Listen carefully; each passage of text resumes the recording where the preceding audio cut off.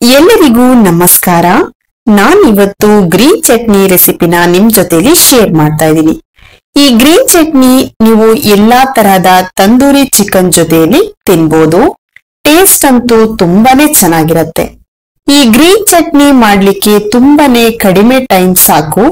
ಬಜ್ಜಿ, ಕಬಾಬ್, ಚಾಟ್ಸ್ ಗಳ ಜೊತೆಲೂ ಕೂಡ ಇದು ಒಂದು ಒಳ್ಳೆ ಕಾಂಬಿನೇಷನ್ ಅಂತಾನೆ ಹೇಳ್ಬೋದು. ಗ್ರೀನ್ ಚಟ್ನಿ ಮಾಡ್ಲಿಕ್ಕೆ ಏನೆಲ್ಲ ಇಂಗ್ರೀಡಿಯೆಂಟ್ಸ್ ಬೇಕು ಅಂತ ನಾನು ಡಿಸ್ಕ್ರಿಪ್ಷನ್ ಬಾಕ್ಸ್ ನಲ್ಲಿ ಕೊಟ್ಟಿರ್ತೀನಿ, ದಯವಿಟ್ಟು ಚೆಕ್ ಮಾಡಿ. ಈಗ ಗ್ರೀನ್ ಚಟ್ನಿ ಹೇಗ್ ಮಾಡೋದು ಅಂತ ನೋಡೋಣ. ನಾನಿಲ್ಲಿ ಒಂದು ಮಿಕ್ಸಿ ಜಾರಿಗೆ 1 ಕಪ್ ಆಗುವಷ್ಟು ಕೊತ್ತಂಬರಿ ಸೊಪ್ಪನ್ನ ಹಾಕೊಂಡಿದ್ದೀನಿ. 1 ಕಪ್ ಆಗುವಷ್ಟು ಪುದೀನಾ ಸೊಪ್ಪನ್ನ ಹಾಕೊಳ್ಬೇಕು. 5 ಗ್ರೀನ್ ಚಿಲ್ಲಿನ ತಗೊಂಡಿದ್ದೆ, ಅದನ್ನು ಹಾಕೊಂಡಿದ್ದೀನಿ. 1 ಪೀಸ್ ಆಗುವಷ್ಟು ಶುಂಠಿನ ಹಾಕೊಳ್ಬೇಕು. 1 ಟೀ ಸ್ಪೂನ್ ಆಗುವಷ್ಟು ಜೀರಿಗೆನ ಹಾಕೊಂಡಿದ್ದೀನಿ.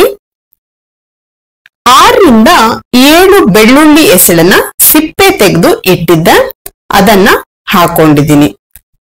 ಅರ್ಧ ಟೀ ಸ್ಪೂನ್ ಆಗುವಷ್ಟು ಚಾಟ್ ಮಸಾಲ, 2 ಟೇಬಲ್ ಸ್ಪೂನ್ ಆಗುವಷ್ಟು ಮೊಸರು ಹಾಕೋದ್ರಿಂದ ಚಟ್ನಿಗೆ ಒಂದೊಳ್ಳೆ ಕಲರ್ ಮತ್ತೆ ಫ್ಲೇವರ್ ಬರುತ್ತೆ. ಅರ್ಧ ನಿಂಬೆ ಹಣ್ಣಿನ ರಸ, ರುಚಿಗೆ ಎಷ್ಟು ಬೇಕೋ ನೋಡ್ಕೊಂಡು ಉಪ್ಪನ್ನ ಹಾಕ್ಬೇಕು.